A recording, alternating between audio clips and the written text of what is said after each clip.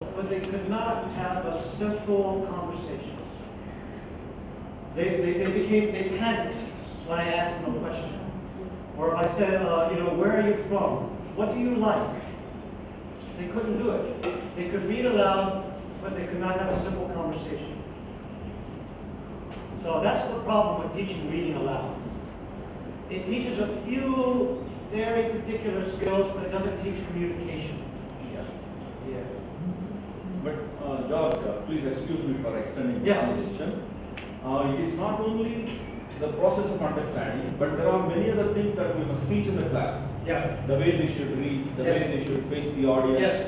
All these things we have to teach. Yes. If not for understanding, for other purposes, we can make it in the class. Yes. We cannot dismiss it altogether. No, I agree. Okay. But just be clear what it's good for. Yeah, it's good for pronunciation and presentation skills. But often many other useful purposes in all classrooms. Our students are able to read the text aloud. Yeah. So we have to make them read. So my idea is here is because there are many English teachers, they misunderstand that we have to operate dismiss the activity. We have to use it. Yeah, but so often teachers use this and they think that they're teaching their students English, but they're not. No. They're only teaching their students how to read out loud. Yes. Because they don't read at home, at least in the classroom we have to make them, now and then, so that their reading abilities may be tested and motivated. Okay, one more illustration. Who else reads very well? Who's a good reader? A good reader, come on. Be brave.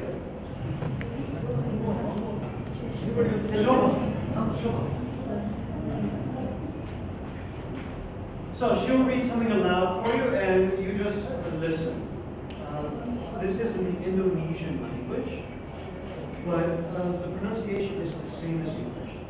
So you just read it as if it's English. Yeah. Hampir Salema Abad, Patengaha, Constantinople, Verupakan Kota, Terbesadan, Termakomur, Di Roha, Hampir Salama Adab, Pentagon,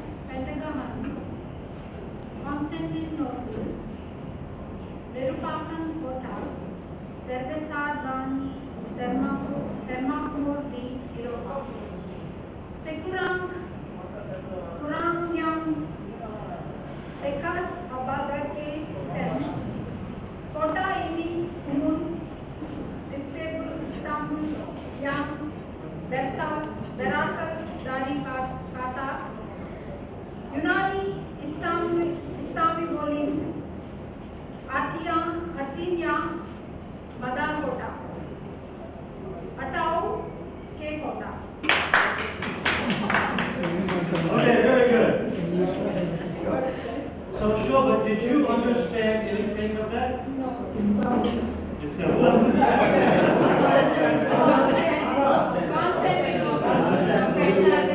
Did you understand anything besides those 2-3 words?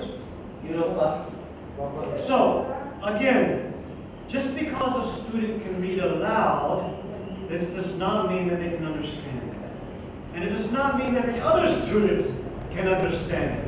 For your students, maybe this is what it is like to read English. English is a foreign language to them, right? And when they're reading, maybe they don't even know what they're reading, right? And maybe the other students, they don't know what they're hearing. So it doesn't matter if she can read it out loud. That's no real test of her language ability. Yeah? Are you convinced? Yes. Yeah.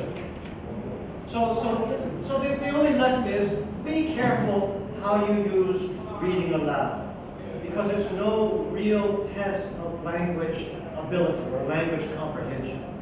It's good for 2 things: pronunciation practice and just presentation skills. But it's not a real good test of how well they know English. All right. Terima kasih.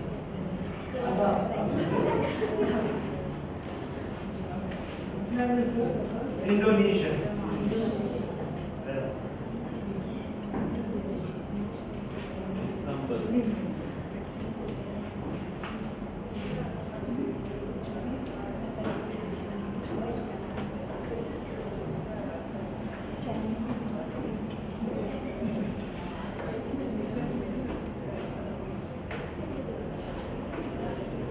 Okay, so if we want to make our classrooms more student-centered, and if we want to do a lot of activities in the class, then classroom management becomes very important.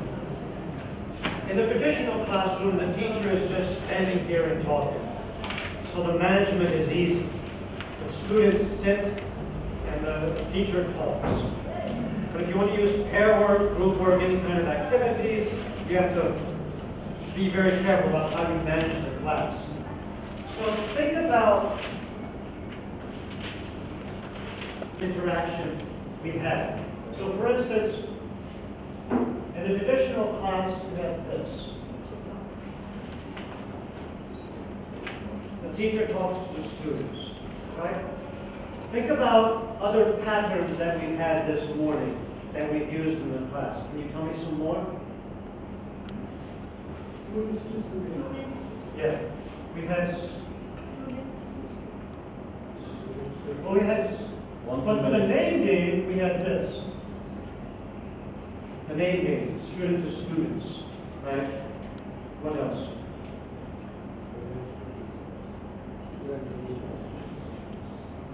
When I ask you to compare with your neighbors, Student to student, one-to-one. yeah, compare word. And then students to students. Group.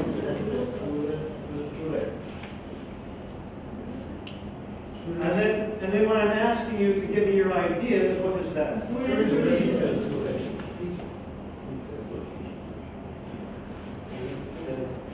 Or maybe students to teacher, plus students also. Right? So we've used a lot of different patterns already this morning. And if you look in your handbook, you'll see some more. 10 patterns of classroom interaction. So these are described a little differently, but it's the same idea.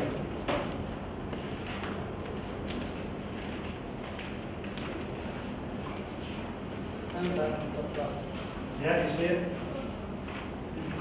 Do you teach this in your workshop? Okay, we'll go through some of these just to be sure that you understand them, and I think you'll recognize all of them.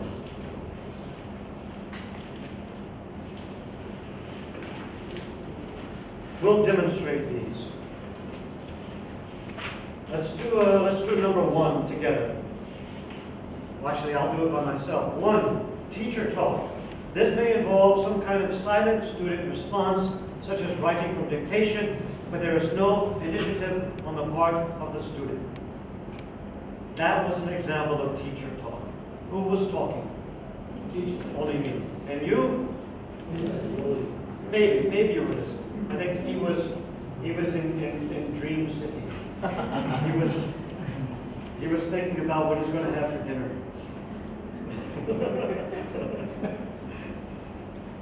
So that's teacher talk. Number 2. Let's try it.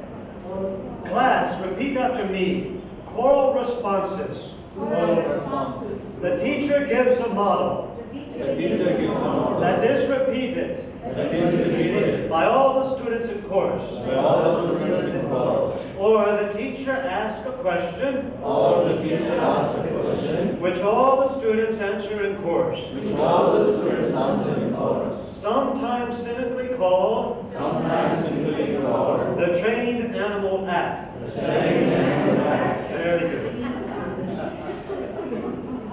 That was an example of choral response, right? Yeah. Number 3, close-ended teacher questioning. Can anybody tell me, class, what is close-ended teacher questioning? Who has the answer? What is close-ended teacher questioning? Very good. Say it again. Only one answer for that question. Very good. That was an example.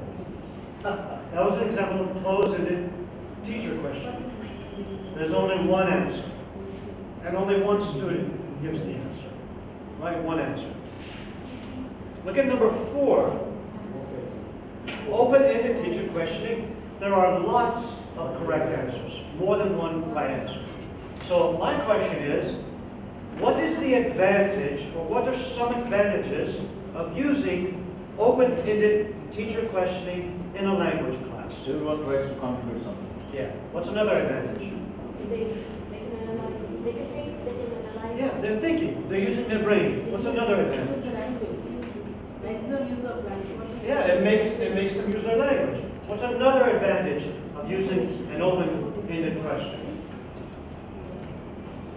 Teacher, students talk more. Encourages interactive discussion. Yeah.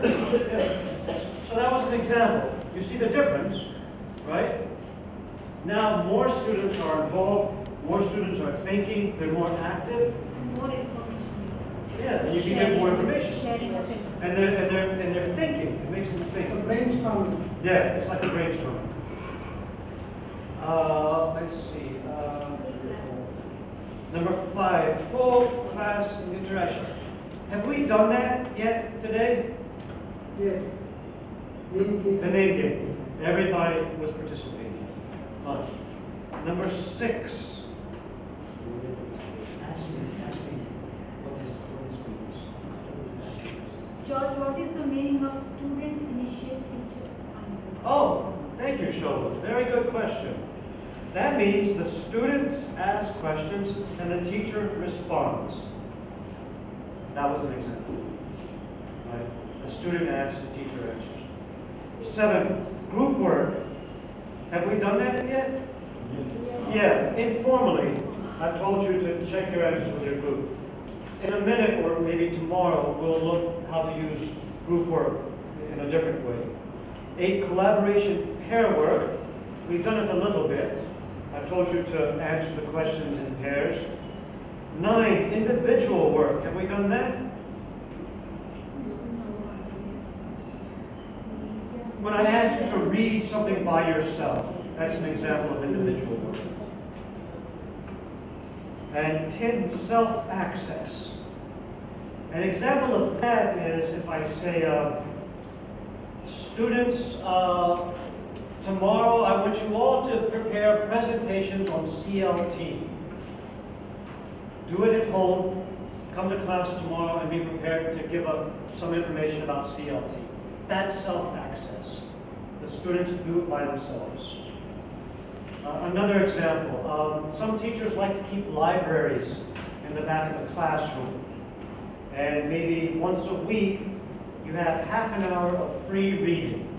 And I tell my students, you can go choose any book you want, read it for half an hour, and while you read, jot down 3 notes about the book. And it's completely free, self-access. They can choose any book they want. So that's self-access. So if you look at that list, on that list, generally there's a pattern there. The top one, teacher talk, what's the emphasis there?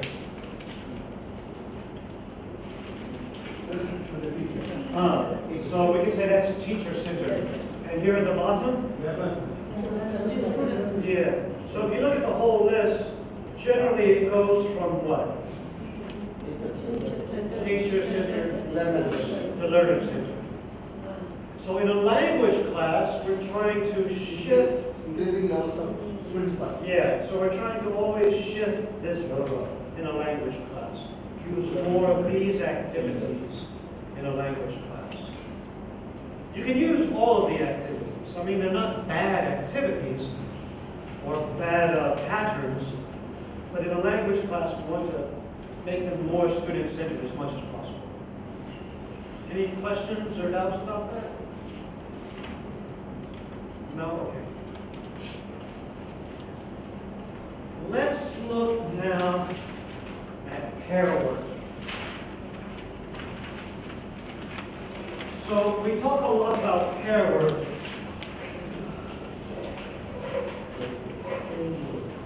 But how do you use pair work now in your classroom? Or do you use it in your classroom? Yes. If I tell two students to read a dialogue aloud, is that pair work? No, not really. No.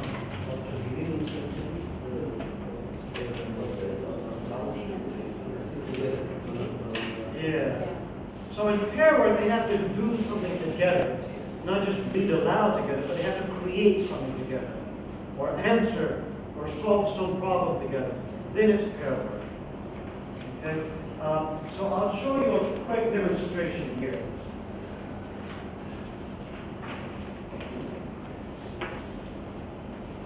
So you just need a notepad and a pen. You all have your notepads? Yes. Close your books.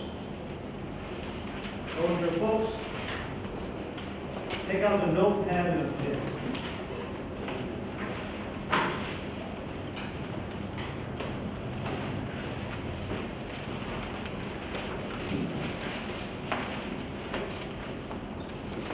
Okay? Books closed. Books closed. Teachers, by yourself,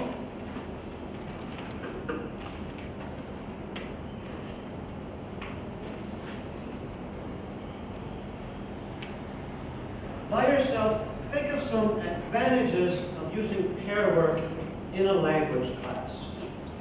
And jot them down on your notepad. Just 3 or 4 advantages of using pair work in a language class. You don't have to write sentences. You don't have to write a paragraph. Just jot down a few notes. 3 or 4 advantages of pair work in a language class by yourself. Think and write.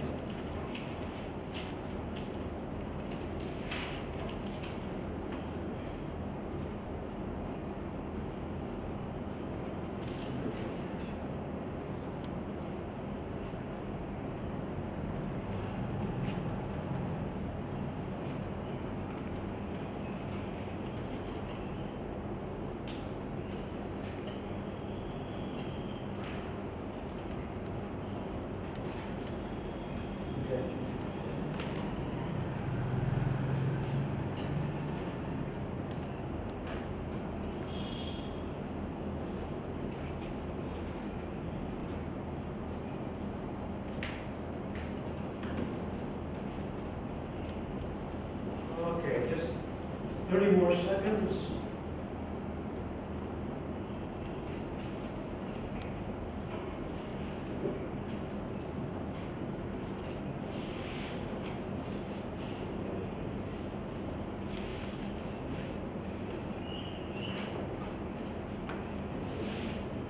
Fine, and now we're going to compare our answers in pairs. And I'll help you make the pairs. Can you two work together? You two together. Can you two talk together? You two. You two. Sir, can you talk to this woman here? What's your name again? Lata. You love it. You two. Sir, can you two work together? You two talk together. You two. You two. You three. So I want you to just. Okay, wait. Before you begin, I want you to compare your ideas. But when you compare your ideas, don't do this. Don't just show it to your neighbor. I want you to talk. Tell your neighbor what your ideas are, and then ask your neighbor what his ideas are. Don't just read it. Try to have a dialogue. Compare your ideas.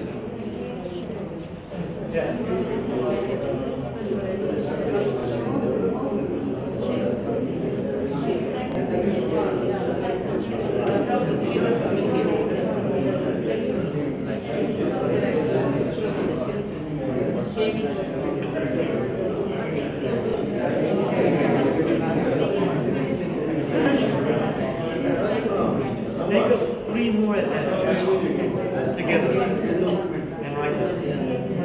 wait for it then. Together.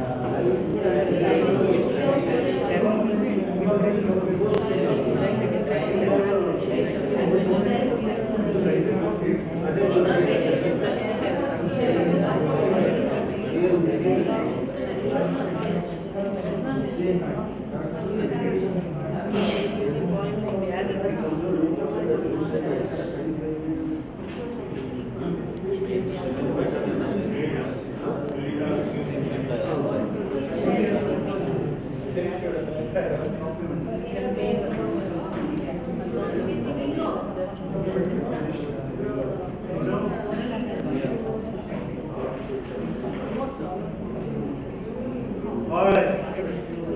Tell me one advantage that you talked about. Can you explain that? What do you mean?